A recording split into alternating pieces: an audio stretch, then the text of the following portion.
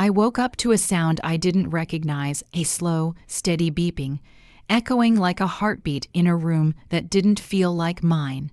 My eyelids felt heavy like they'd been glued shut for years. The light above me was too white, too sharp. When I finally blinked my eyes open, the world came rushing back in fragments, ceiling tiles, the faint smell of antiseptic, the whisper of nurses in the hallway. And then nothing made sense. My mouth was dry. My throat burned when I tried to speak.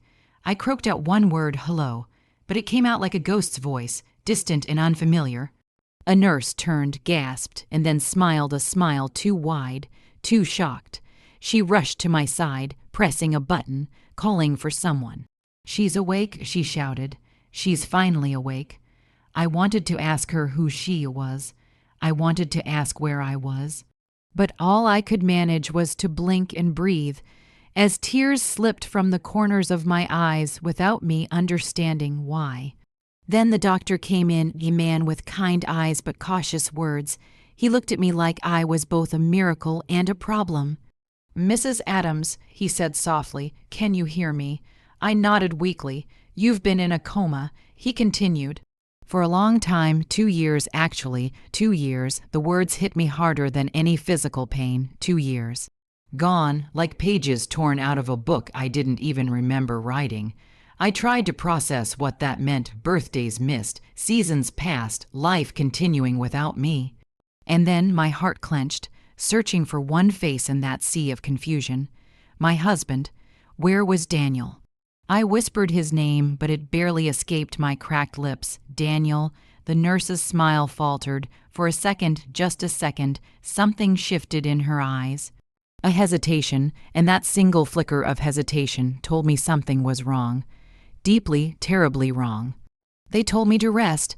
They said my body needed time to recover, that too much emotion could be dangerous.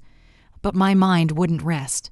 I remembered the night before the accident, his voice, his hand in mine, the promise that he'd always be there.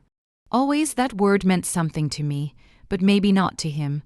When I was strong enough to sit up, I asked again, "Where's Daniel, my husband? Has he been here?" The nurse hesitated again. "He came often." She said finally, in the beginning, I repeated, my voice trembled. "What does that mean?" She avoided my eyes. "I'm not the right person to explain that, Mrs. Adams." The doctor came later with a soft apology in his voice. He said Daniel had moved on like I was some chapter he had turned the page on. He was devastated, the doctor said, but it had been 2 years. He thought he didn't finish. He didn't need to. The silence filled in the rest. 2 years. My body had slept, but my heart still beat for him. I had been frozen in love, while the world melted and reshaped without me. When they finally let me see my reflection, I didn't recognize myself. My hair was thinner, my face paler, the light in my eyes dimmer. I wasn't the woman he'd married. Maybe that's why he didn't wait. But how could I blame him when I didn't even know the whole truth? On the 4th day, I asked to see him. I needed to. Even if he'd moved on, even if he had another life now, I needed to look into his eyes and remember what home felt like. The nurse tried to dissuade me. "It might be too soon," she said carefully. "You need to heal. But healing without closure is just another kind of coma." So I insisted, and he came. When he walked into the room, my breath caught in my throat. He looked older, not just in years, but in weariness. His eyes carried guilt, and when they met mine, I saw 1,000 words he couldn't say. "Daniel," I whispered. He didn't move closer. He just stood there like a man visiting a grave. "I didn't think you'd ever wake up," he said softly. "They told me you might never." I reached out my hand, trembling, but I did. "I'm here. You waited, didn't you?" His silence was the answer. Then came the words that shattered me more than any car crash ever could. "I'm married, Anna," he said. I got married last year. The air left my lungs. My heart stuttered. I could feel the monitors beeping faster beside me, the nurse stepping closer, but all I could see was him, and the stranger standing in the space where my husband used to be. Married to someone else. While I was lying between life and death, he had chosen another life, another woman. I tried to speak, but my lips wouldn't form words. Only a choked sound came out, somewhere between disbelief and grief. He moved closer, tears in his eyes. I didn't want to. I held on for so long, Anna. For a year and a half, I prayed you'd come back, but they told me there was no hope. Your parents said I had to leave my life, and so you did. I said hoarsely, you lived. He nodded, guilt flooding his face. Her name is Claire. She helped me through it. I laughed then, not out of humor, but out of the cruelty of fate. Claire, the nurse who used to visit me, the one who brought flowers every week, telling me stories about hope. She was the one. I remember her, I said bitterly. She used to hold my hand and whisper that everything would be all right. I didn't realize she meant for her. Daniel flinched. It wasn't like that, wasn't it? I asked. My voice cracked like glass. You promised me forever. And while I slept, while I fought to come back to you, you built forever with someone else. He tried to touch my hand, but I pulled away. His fingers hovered in the air, inches from mine, like a memory that no longer belonged to me. I'll always care about you, he whispered. You were my first love. Then why didn't you wait? I asked quietly. If the roles were reversed, I would have waited a lifetime. He had no answer. That night, I cried until there were no tears left. Not because he loved someone else, but because I realized I had been holding onto a ghost. The world had moved on, and I was still clinging to yesterday. I wasn't just waking up from a coma. I was waking up from a dream, one where love meant forever, where promises didn't fade, where I was still his wife. Now I was a stranger in my own life. My husband belonged to another woman, and I didn't even know who I was anymore. But as the moonlight spilled across my hospital bed, one thought began to burn quietly in my chest. Maybe this wasn't the end of my story. Maybe it was the beginning of the woman I was meant to become. Because if the world could forget me, I would remind it who I was, one heartbeat at a time. The next morning, the world felt quieter, painfully so. The air in my hospital room was heavy, almost suffocating. It was as if every breath reminded me that I was alive in a world where he no longer belonged to me. The nurse came in, the same one who had watched the moment my heart broke. Her name was Lydia. She spoke softly, like she was afraid her voice might shatter what was left of me. Did you sleep at all, Mrs. Adams? I gave a small, hollow laugh. Sleep? I whispered. I've done enough of that for 2 years. She didn't answer, just adjusted the Roman 4 in silence. There was pity in her eyes, and I hated it. Pity made me feel small, helpless, like a tragedy people whispered about in the break room. That day, I stared out the window for hours. I watched people walking by outside, mothers holding children, couples laughing, the world moving forward like nothing had changed. But for me, everything had changed. 2 years. I had been asleep for 2 years, while my husband had learned how to smile without me. Every time I closed my eyes, I saw his face from the night before. The way he stood at the door, hands trembling, guilt painted across his expression. And when he said her name, Claire, I felt something inside me break that could never be put back together again. The betrayal wasn't violent. It wasn't loud. It was quiet, the kind of heartbreak that doesn't scream, it simply suffocates. When the doctor came to check on me later, he told me my body was recovering faster than expected. You're strong, he said. Most people don't regain their strength this quickly. Strong. I almost smiled. If only he knew that it wasn't strength.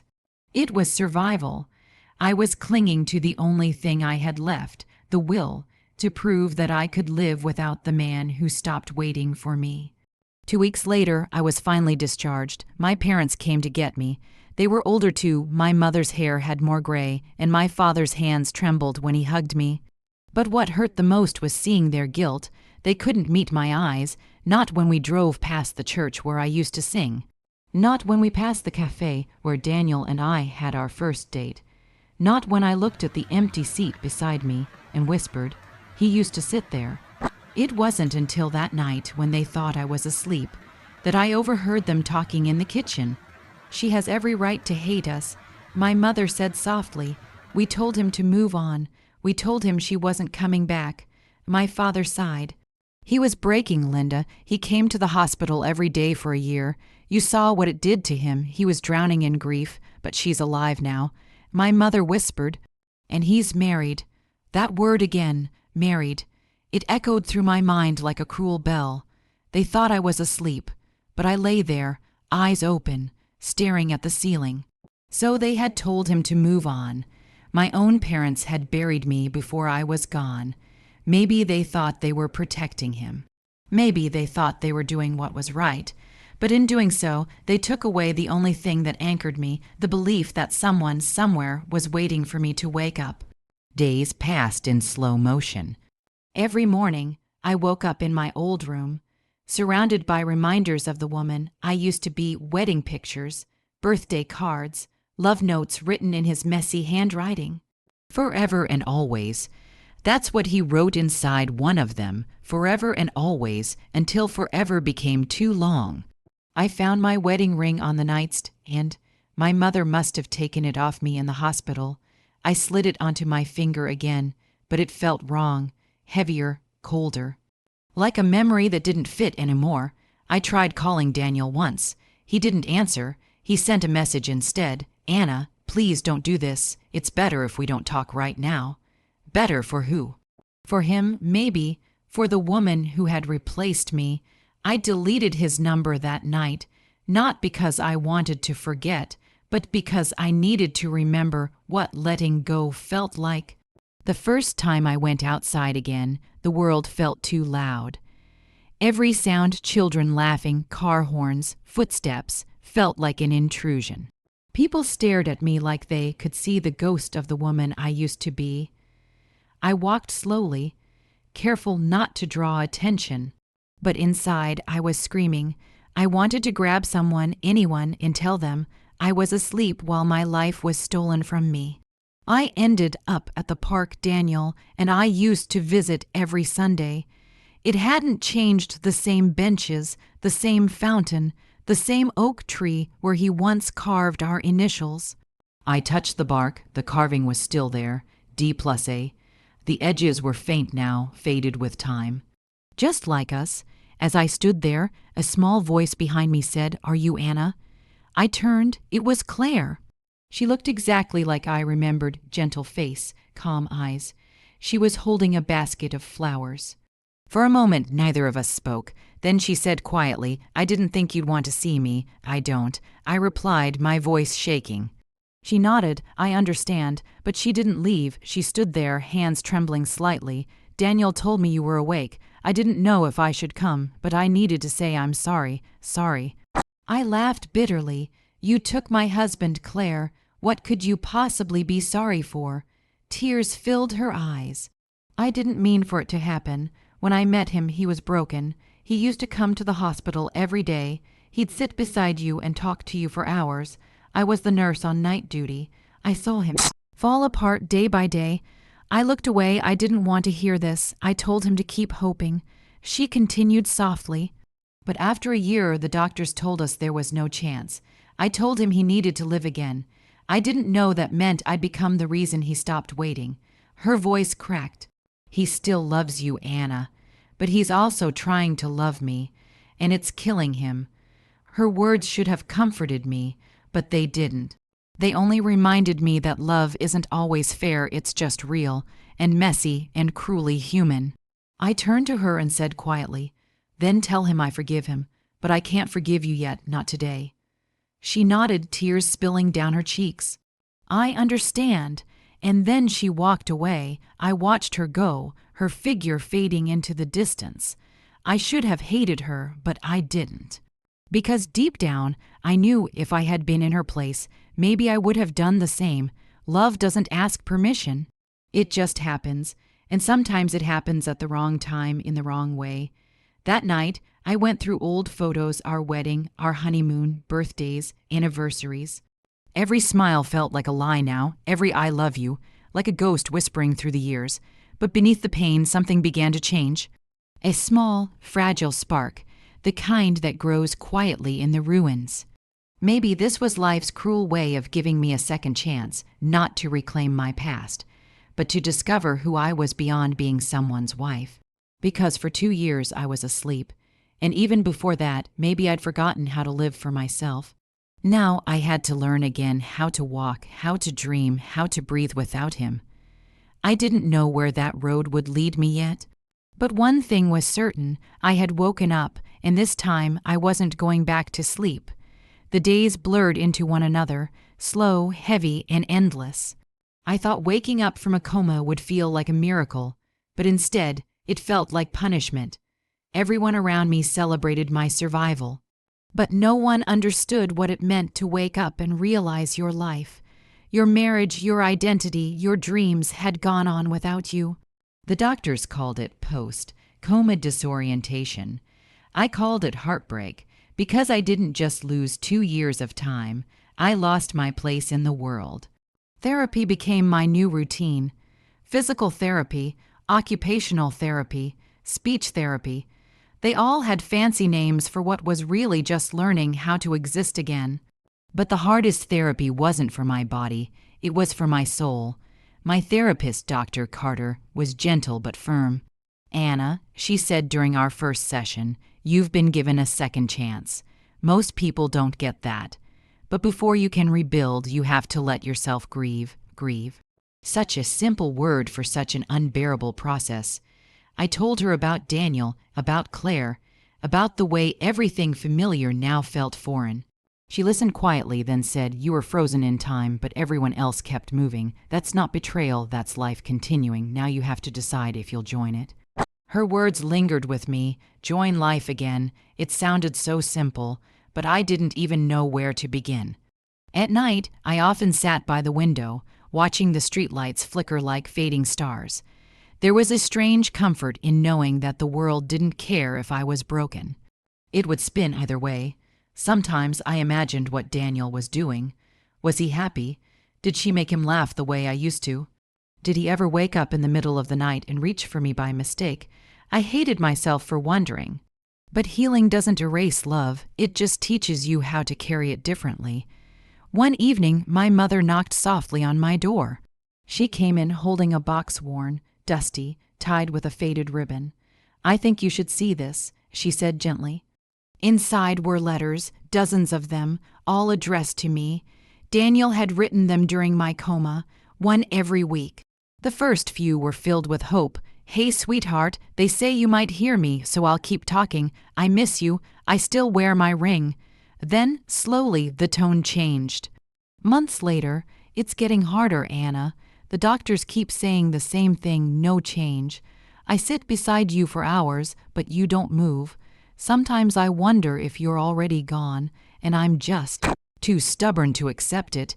And then the letter that broke me, the last one, 1.5 years after my accident. "Anna, I tried, God knows I tried, but your mother told me you'd want me to live. I don't know what's right anymore. I still love you, but I can't keep breathing for someone who might never open her eyes. Forgive me."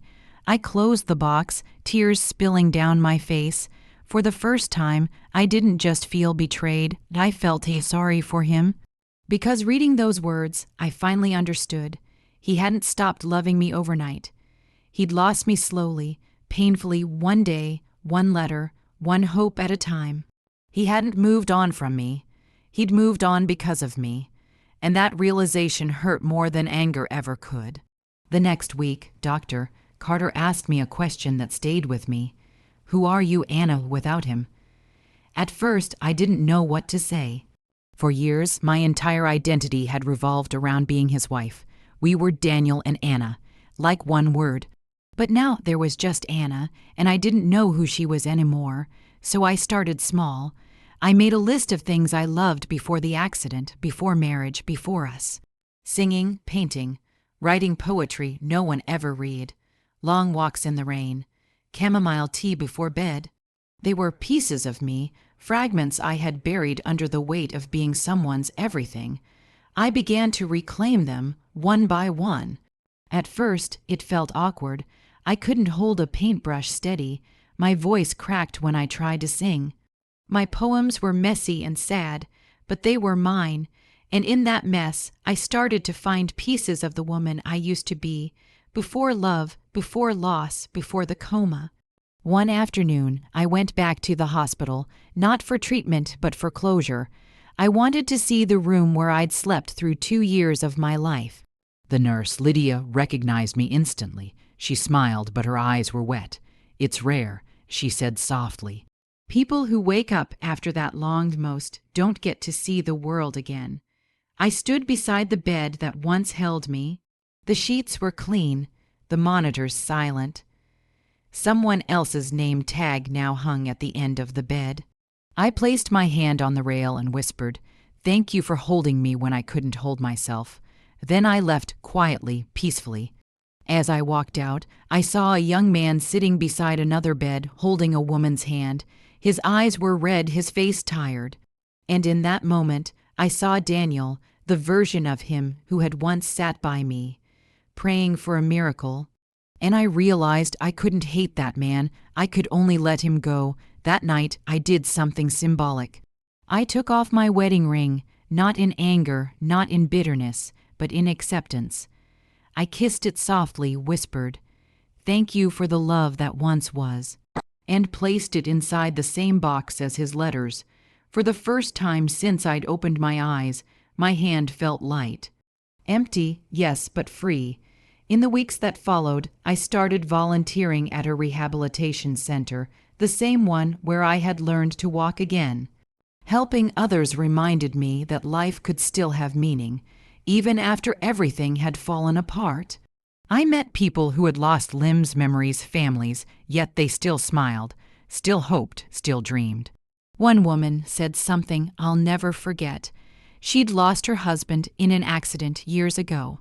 When I asked how she kept going, she smiled and said, "Because life doesn't stop loving you just because someone else does." That night, those words echoed in my heart. Maybe I had been looking at it all wrong. Maybe Daniel's new life wasn't the end of mine.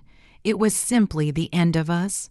And endings, painful as they are, make room for beginnings. Slowly, I started sharing my story online. Not for sympathy, but for strength. I wrote about grief, about love, about waking up to a world that didn't wait. To my surprise, people listened. Thousands of strangers wrote back, telling me how my story gave them hope, how they too had lost something they thought they couldn't live without. And in those messages, I found something I hadn't felt in a long time: purpose. A few months later, I saw Daniel again by accident in a bookstore. He froze when he saw me. For a moment, time folded in on itself. He looked the same, familiar yet distant, like a song you used to love but can no longer sing. "Anna," he said softly, "Daniel." We stood there, silent, the kind of silence that holds everything words can't fix. He finally said, "You look happy." "I'm learning to be." I replied honestly. He nodded. "I'm glad." Then, after a pause, he said the words I never expected to hear. "I still think about you, every day." I smiled sadly. "That's okay. I think about you too, but I don't live there anymore." And just like that, it was over. Not in anger, not in regret, but in peace, because some loves aren't meant to last forever. They're meant to teach you how to find yourself again. That night, as I stood by the window, I looked at the moon and whispered, I woke up for a reason. Not to reclaim the past, but to finally leave my own life, and for the first time since opening my eyes, I felt truly awake. They say that starting over feels like stepping into sunlight after years underground. But no one tells you how blinding that light can be. For months, I lived in the in-between, not broken, not healed, just existing. Some mornings, I woke up grateful. Others, I stared at the ceiling, wondering what the point was of waking up at all. But every time I thought about giving up, I reminded myself, I didn't survive 2 years of silence to fade quietly into the background now. I had been given a second life, whether I wanted it or not, and I had to decide what to do with it.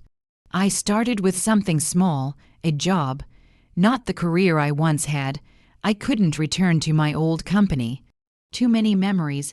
Daniel had worked there too. Everyone still looked at me like a ghost from the past. So instead, I found something new. The rehabilitation center where I'd volunteered offered me a part-time position helping new patients transition back into daily life. It wasn't glamorous, but it mattered. Every day, I met people standing at the edge of hopelessness, people who reminded me of myself not so long ago. There was one woman, Clara, who'd lost her husband in the same crash that nearly took me. She was bitter, angry at life, God, everything. I saw so much of myself in her that it scared me. She once snapped at me, "You wouldn't understand what it's like to lose everything." I looked at her and said quietly, "I do." She froze. And for the first time, she listened. We became friends. Real friends, the kind that see the worst parts of you and don't flinch. She was the first person who didn't treat me like the fragile woman who miraculously woke up. She treated me like a survivor. Outside of work, I started rebuilding my world piece by piece. I repainted my childhood room, wiped away the pastel pinks and replaced them with deep shades of green and gray. Something calm, mature, my mother said it looked melancholic. I called it honest, then one weekend I did something bold, something mine. I moved out. My parents were hesitant at first. "You're still recovering." My mother said, "You shouldn't be alone." But that was the point. I needed to be alone. For 2 years, I had been surrounded by machines, nurses, and people making choices for me. Now I needed silence, my own silence. I found a small apartment in the city, nothing fancy.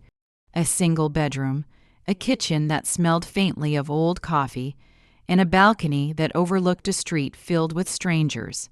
The first night there, I sat on the floor surrounded by boxes, sipping instant noodles and listening to the sound of the city. For the first time in forever, I didn't feel lost. I felt present. Days turned into weeks, and slowly I began to find rhythm. Every morning, I made tea, opened the balcony doors, and watched the world wake up. People rushing to work. Children laughing, the smell of bakeries opening. It was beautiful, ordinary, but beautiful. And I had missed ordinary more than anything. I started painting again at first, awkward strokes and shaky lines. But soon my hands remembered. The colors began to feel like language, something between memory and hope. I painted my old wedding bouquet once, then set it on fire in the painting. It wasn't bitterness, it was release. I called the piece The End of Forever. It was the first thing I sold online. The message I received from the buyer said, "Your art feels like survival." I smiled, because that's exactly what it was. But healing isn't a straight line. Some nights I still woke up from dreams that weren't dreams at all. Memories of my wedding day, the sound of his laughter, the way he used to whisper, "I love you." Like a promise, and then I'd remember. That promise had been broken long before I ever opened my eyes again. One night, I saw them, Daniel and Claire. I hadn't meant to. I was out buying groceries when I saw them sitting in a cafe, holding hands across the table. He was smiling, that soft, familiar smile I once thought belonged to me. For a moment, my heart twisted painfully, as if reopening an old wound. But then something strange happened. I didn't feel anger. I didn't feel jealousy. I felt distance. Like watching a movie you once loved but no longer remember the plot of. He looked happy, and I realized that was enough. I walked away quietly, no tears, no bitterness, just peace, because the truth is, love doesn't die when someone leaves. It transforms. It becomes gratitude for the moments that once mattered. And I was learning to be grateful, even for heartbreak. Clara, my friend from the rehab center, once asked me, "Do you think you'll ever love again?" I laughed softly. "I don't know.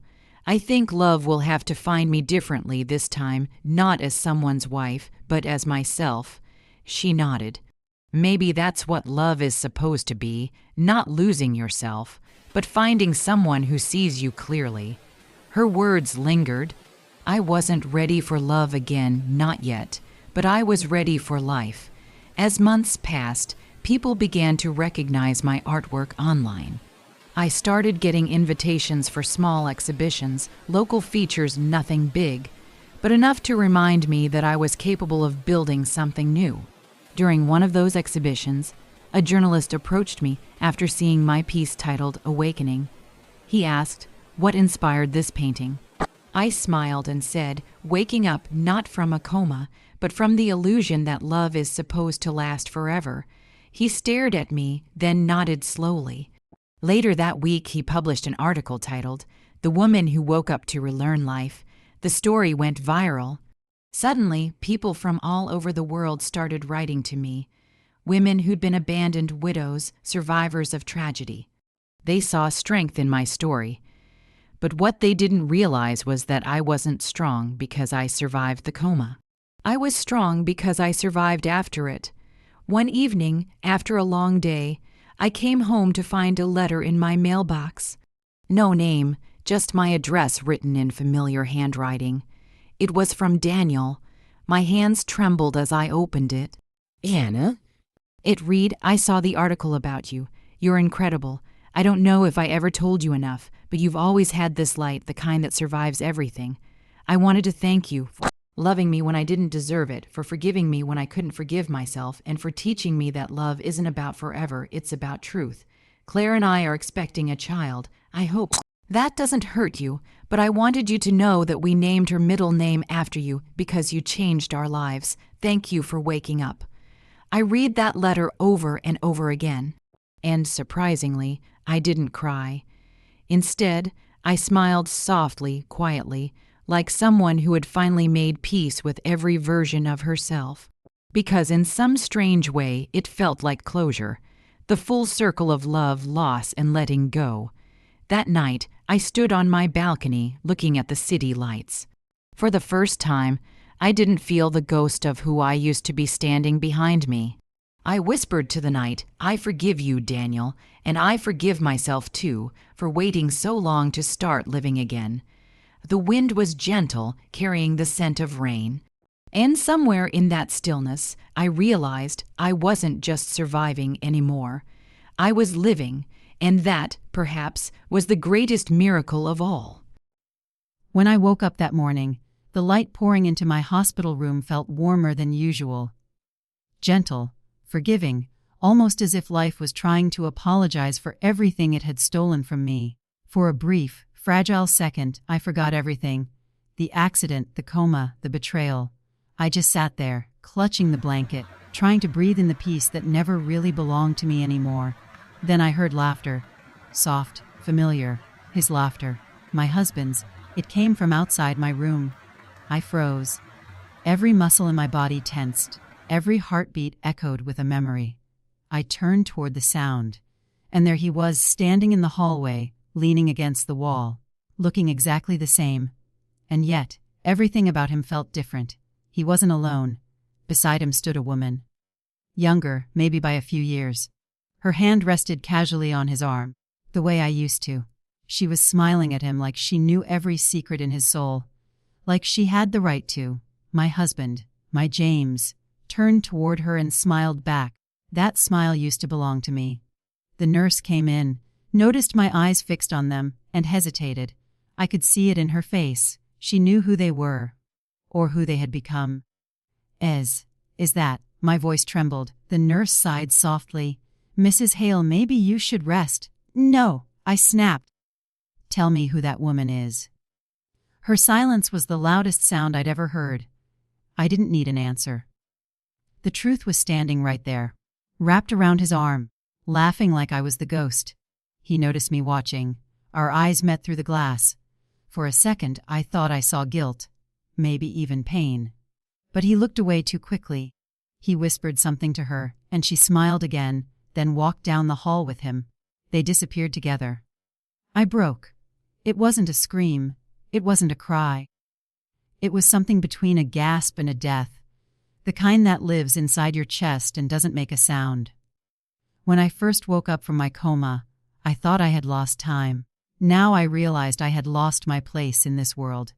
Later that evening, my mother came to visit. She sat by my bedside, eyes full of love but hiding something behind them. Pity, fear, maybe both. "Mom," I said quietly, "is it true?" Her hands trembled as she reached for mine. Sweetheart. Don't call me that unless you're going to tell me the truth. She exhaled, long and heavy. Yes, James, remarried. About 8 months ago, 8 months. 8 months. I had been in a coma for 11. He had given up after 3 months. That's all it took for vows to fade. I looked at my mother, tears blurring her image. Didn't anyone stop him? Didn't anyone tell him I might come back? He was broken? Emma, she whispered. Hey, he didn't think you'd ever wake up. The doctors said your chances were low. And he moved on. I interrupted bitterly. While I was still breathing, Mom's eyes glistened. He visited every day at first. Sat by your bed, talked to you, prayed for you. Then one day he just stopped coming. He said it was too painful. And then he met her. Her. The woman who now wore my wedding ring. The days that followed were a blur of rage, disbelief, and heartbreak. My therapist called it, or entry trauma, the shock of waking up to a world that has moved on without you. But it was more than that. It wasn't just that the world had changed. It was that I had become invisible in it. Everywhere I looked, there were traces of my old life erased, phone numbers disconnected, friends who had stopped visiting, a home that no longer existed in my name. I wasn't just recovering from a coma. I was recovering from being forgotten. A week later, he came. James stood at the doorway of my hospital room, hesitant, like a man walking into a memory he wasn't sure was real. I didn't say anything. Neither did he. Finally, I broke the silence. You didn't wait long. He flinched. Emma, please. Don't. My voice was ice. Don't you dare say my name like it still belongs to you. He ran a hand through his hair. That nervous habit I used to tease him for. You don't understand, I don't understand? I laughed bitterly. I woke up thinking my husband would be there, holding my hand, thanking God that I was alive. Instead, I find out he's already married someone else. I thought you were gone, he said quietly. They told me you'd never wake up. So that gave you permission to erase me. He looked pained. I was drowning, Emma. Every day I sat by that bed, hoping for a miracle. I couldn't take the silence anymore. I had to live again. And she helped you do that. I spat. He looked away. There it was, the answer. Silence is louder than any confession. When he left, I felt something inside me shift. The love I once had, that deep, unwavering devotion, started to crumble under the weight of betrayal.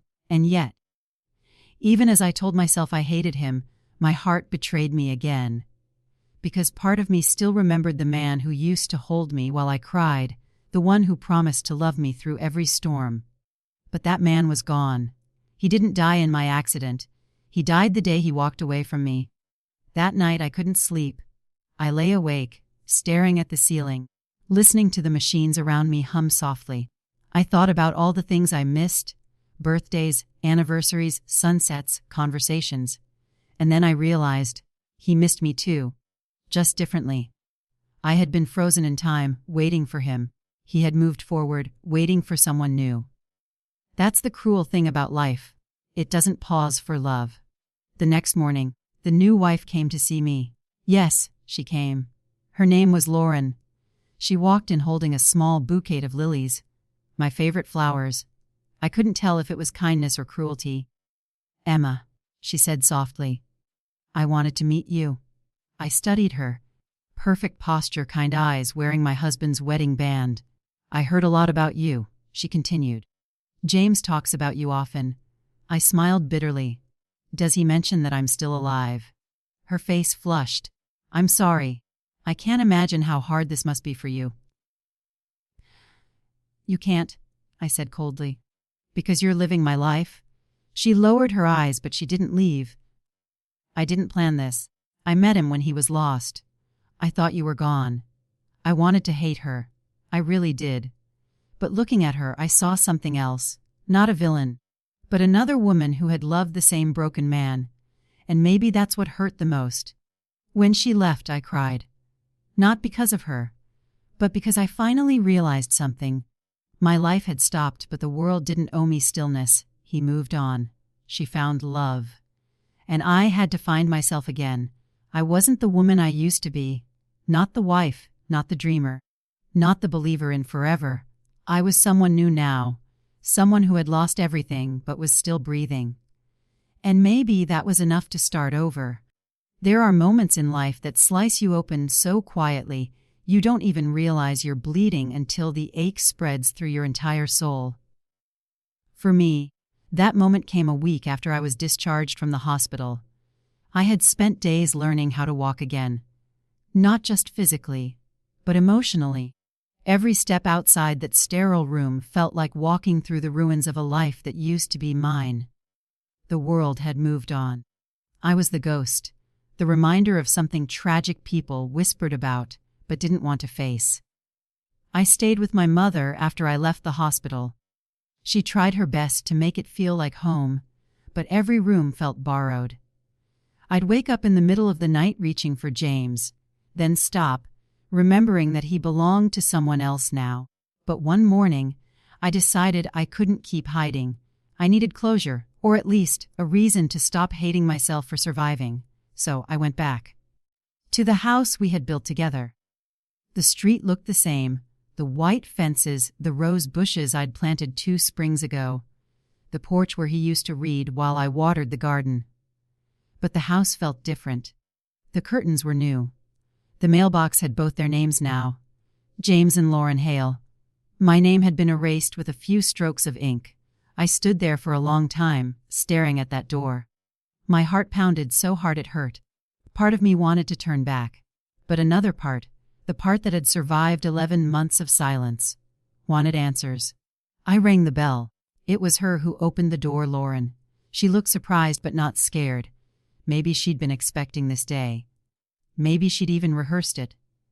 "Emma," she breathed, stepping back. "Please come in." I hesitated, but I did. Because if I was ever going to reclaim my peace, I needed to see how my old life looked in someone else's hands. The living room was filled with things I recognized. Our old couch, the coffee table James built for our anniversary, the photo frame I had bought from our honeymoon in Santorini. But the pictures inside were different. My face was gone, her smile was there instead, and then I saw it. Around her neck, dangling over her soft white sweater, was my necklace, a small gold locket with a single photo inside me and James on our wedding day, laughing as the rain fell.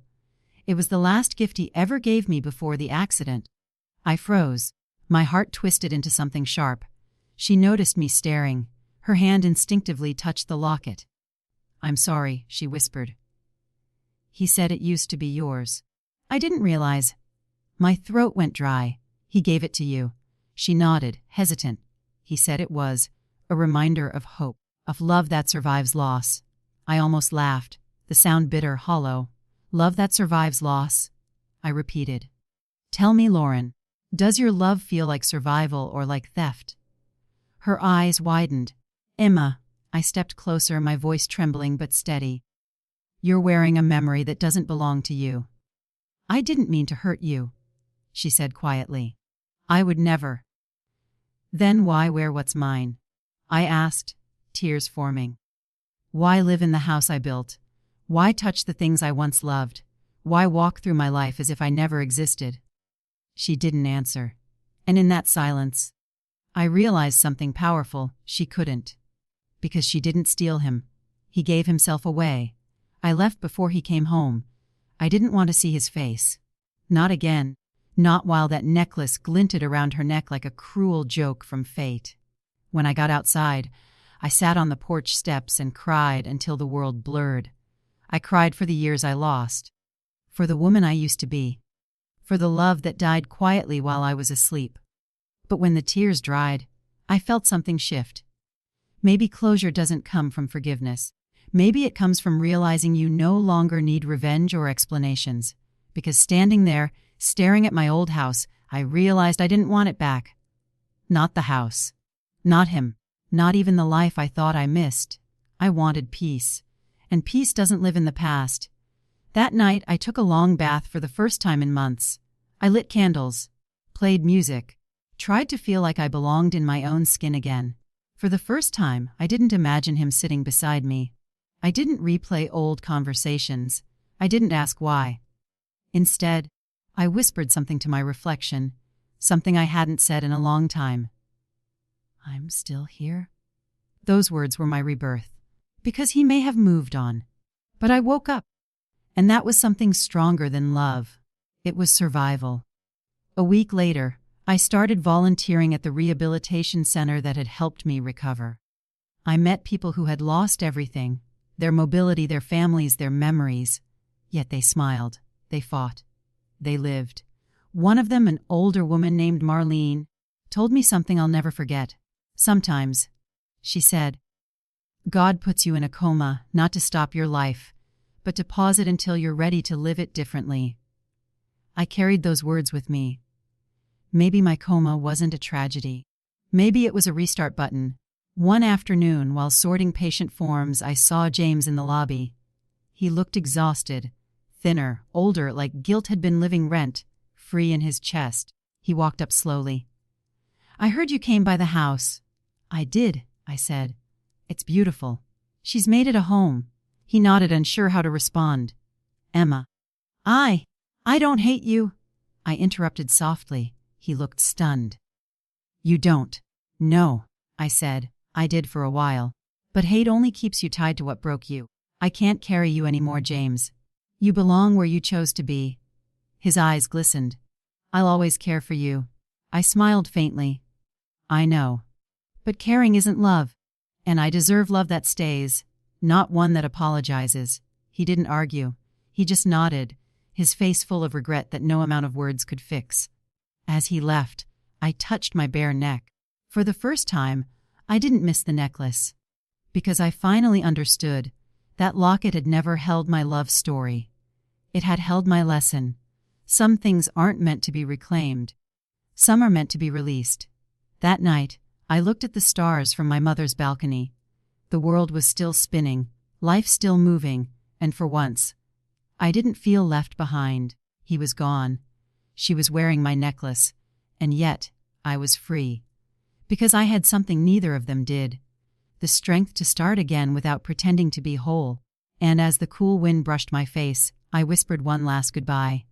Not to him, but to the version of me that waited too long for someone who never came back. It had been 2 months since I last saw him. 2 months since I stood in that house that used to be mine, watching another woman wear my necklace, and realizing I no longer wanted to belong to a love that had outlived me. Life had started to find rhythm again. Not joy, not yet, but rhythm. I was volunteering at the rehab center 3 days a week, helping new patients who were relearning how to walk, talk, or remember who they were. Sometimes, I'd see a reflection of myself in their eyes, lost, disoriented, clinging to a past that no longer fit, and in helping them, I began to heal myself. Still, there were nights when silence returned. When I lay awake, staring at the ceiling, wondering if I'd ever stop missing the man I loved before the coma, not the stranger who came after. Then one evening, a letter arrived. It was from Lauren. My stomach twisted the moment I saw her name on the envelope. I thought about throwing it away, but curiosity has always been my weakness. So, I opened it, carefully, slowly, as if it might explode. Inside was a folded piece of lined paper. The handwriting wasn't hers. It was his, James's handwriting. The ink was slightly smudged, and the edges were worn like it had been read many times. At the top, in faint, uneven letters, were the words, "For Emma, in case she ever wakes up." My breath caught. I sat down, my hands trembling, and began to read. "My dearest Emma, if you're reading this, it means I couldn't wait anymore. Or maybe I couldn't bear to. It's been months since the accident. The doctors say you might never wake up, but I can't make myself believe that. Every time I walk into your room, I feel you there, not gone, not silent, just somewhere far away, fighting your way back. I talk to you every day. I tell you about the sunrise, about how your roses are still blooming even though I never take care of them the way you did. I even tried baking that pie you loved. It was a disaster. You'd have laughed. But lately, the visits hurt more than they help. Every time I hold your hand, I feel like I'm holding onto a ghost. And I'm not strong enough for that. I promised you forever, but forever feels like punishment when you can't say my name back. I'm sorry, Emma. I'm sorry for being weak, for wanting to breathe again. I'm sorry if, one day, you wake up and find me gone. If that happens, I need you to know. It won't be because I stopped loving you. It'll be because I couldn't carry the weight of watching your body live without your soul inside it. I hope you forgive me someday. I hope you find peace. Even if it's not with me. Love always, James. By the time I reached the end, the paper was soaked with my tears. I pressed it against my chest, as if I could feel the warmth of his hands through it, the same hands that once held me together and later let me go. I sat there for hours, reading it again and again. The words tore me apart, but they also stitched something back together. Not love, but understanding. For the first time, I saw him not as the man who betrayed me, but as the man who was human. Fragile, scared, and utterly broken by watching me disappear. Maybe he didn't stop loving me. Maybe he just couldn't keep loving a ghost. I didn't call him. I didn't write back. There was nothing left to say that the letter hadn't already spoken. But the next day, I went to the garden behind my mother's house.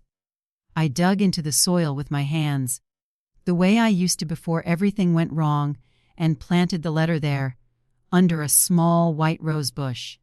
Because some goodbyes aren't meant to be burned or torn apart. Some are meant to be buried, so they can finally rest. Days turned into weeks and I felt lighter somehow. Not happy, but less haunted. And then one afternoon, Lauren came to the rehab center. She looked nervous, standing by the entrance, clutching her bag. When she saw me, she smiled, small, fragile, sincere. "Thank you for reading the letter," she said softly.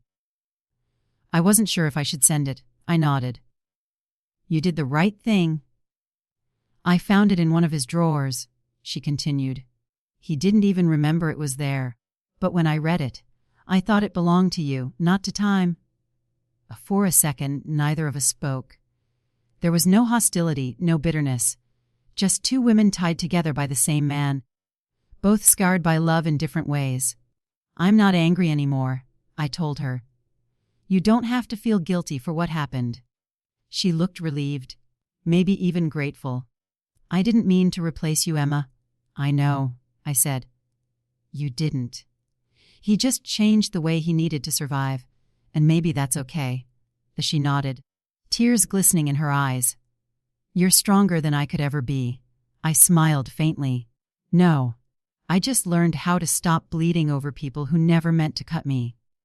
After she left, I sat by the window of the rehab center, watching the sunlight fall through the glass. I realized something then, something I wish I had known years ago. Love isn't about who stays. It's about who still wishes you well after they leave. And in his own broken way, James had wished me well. Maybe he never stopped loving me. Maybe love just changed shape, from holding to releasing, from staying to letting go. That night I dreamed of him. He was standing in a field of white roses, smiling. He looked peaceful. Not guilty, not haunted, just free. And when I reached out to him, he whispered, "You finally woke up, Emma. Not from the coma, but from the pain." I woke up crying. But it wasn't sadness anymore, it was release. Because I realized that I had spent so long mourning a life that was never meant to come back. And now, for the first time, I was ready to build one that was. The next morning, I went to the garden again. The rose bush where I buried his letter had started to bloom. Soft white petals, pure, unbroken, new. I smiled and whispered to the earth, "Thank you for loving me once. Thank you for letting me go." And with that, I finally let him go too. They say healing is not about forgetting what broke you, but learning to live beautifully despite the scars. For a long time, I thought healing meant getting him back, or at least getting closure. But when I finally found peace, I realized something deeper. I didn't need him, or an apology, or even the past to make sense anymore. I just needed me. It's strange how quietly peace arrives, not with a grand revelation, not with fireworks or tears, but in small, simple moments. Like waking up one morning, realizing you're not waiting for anyone's call, or walking by the mirror and smiling because you finally recognize the woman looking back. That's how it began for me. It was a soft Sunday morning. The world outside my window was quiet, painted in the pale gold of early sunlight. I made myself coffee, strong, black, the way I liked it before James started diluting it with too much milk. I sat by the window of my mother's kitchen, wrapped in an old shawl, watching the neighborhood kids run around. Their laughter filled the air like music. Innocent, unburdened, untouched by betrayal, and I smiled. Not because I was happy, but because I finally knew I could be. After months of volunteering at the rehabilitation center, they offered me a full-time position. I accepted without hesitation. Helping people find their way back to life had become my purpose. Maybe because it mirrored my own journey. Each time I guided someone through the pain of starting over, I reminded myself that I had survived the same.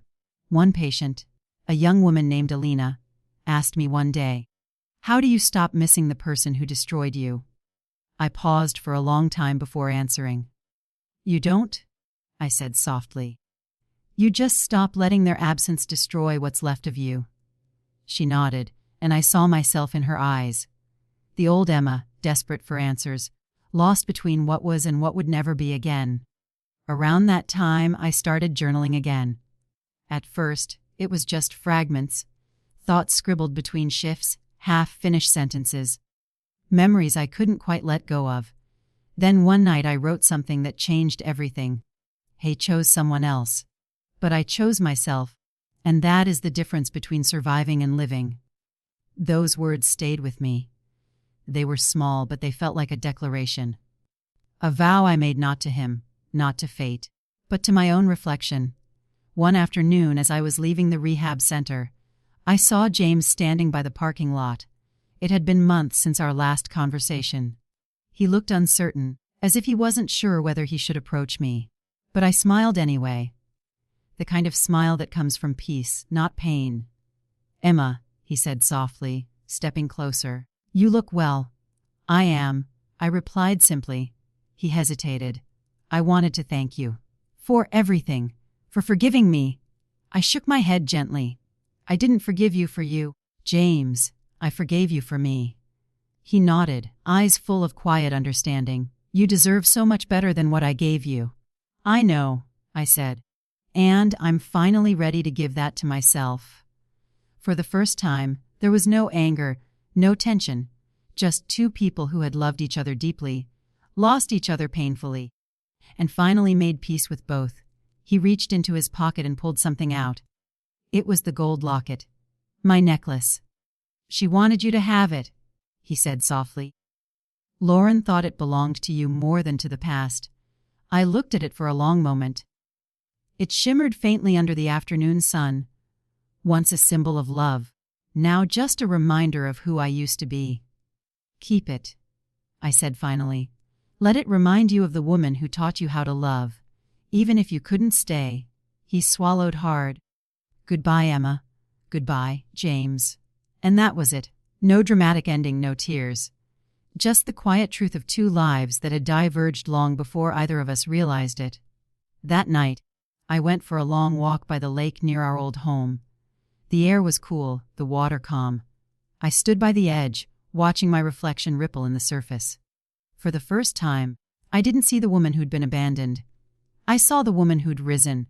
I whispered to the wind, "I choose me." Those 3 words felt like resurrection. Months later, I moved out of my mother's house and into a small apartment near the city. It wasn't grand or perfect, but it was mine. The first night I slept there, I felt something I hadn't felt in years: safety. Not because someone was beside me, but because I no longer needed anyone to be. I filled the apartment with books, plants, and sunlight. I painted the walls white. A blank page for a new story. I even adopted a stray cat who liked to sleep by my feet. I named her Hope. My days became full again, not with the chaos of love or loss, but with purpose, work, friends, laughter, quiet dinners, long baths. Simple things, the kind that make life real again. Sometimes when I'd pass by couples holding hands, I'd feel a small ache in my chest. But it wasn't bitterness, it was gratitude. Gratitude that I had once known love deeply enough to lose it. Gratitude that I survived what could have broken me. One evening, while organizing my desk, I found an old photograph tucked inside a book. Me and James, smiling on our wedding day, drenched in rain, laughing like the world would never hurt us. I looked at it for a long time. Then, instead of crying, I smiled. Because that moment was real. The love was real. Even if it didn't last, it had once been the truest thing I'd ever known. And that was enough. I didn't need to erase him to move on. I just needed to remember that even the most beautiful stories can end. And still be worth telling. It's been a year now since I woke up from that coma. A year since I found out he'd married someone else. A year since my world shattered. And slowly, piece by piece, I rebuilt it with my own hands. And here I am, alive. At peace. Choosing myself every single day. When people ask me about the accident, I tell them this. I died once. But not on that road. I died when I woke up and realized the man I loved had moved on.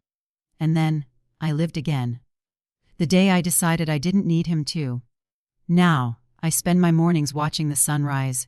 The same way he used to tell me stories of hope when I was asleep. Only now I write my own stories. Stories about survival, about rediscovery, about women who wake up, not from comas, but from heartbreak. Because sometimes, the most powerful awakening isn't the one doctors measure. It's the one where your soul finally remembers its worth. So if you're listening to my story, if you've ever been left behind, forgotten, or replaced, remember this: you can lose everything and still find yourself. You can be forgotten and still matter. You can wake up to a world that doesn't recognize you and still rebuild your place in it. Because love doesn't end when someone stops loving you. It ends when you stop loving yourself. And I will never let that happen again. That was the day I chose myself. Not as someone's wife, not as someone's memory, but as a woman who came back from the dead and finally decided to live.